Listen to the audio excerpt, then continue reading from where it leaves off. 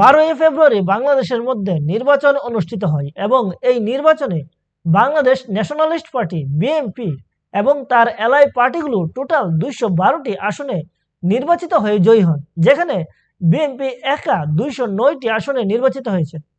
অন্যদিকে জামাত এবং তার এলাই পার্টিগুলো নির্বাচিত হয়েছে টোটাল 77টি আসনে।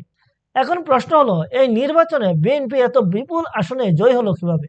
বিএনপি এই নির্বাচনে এত বিপুল আসনে জয় হবার একটা বড় কারণ হলো ইউনূস এবং জামায়াত দ্বারা আওয়ামী লীগকে নির্বাচনের অংশ হতে না দেওয়া।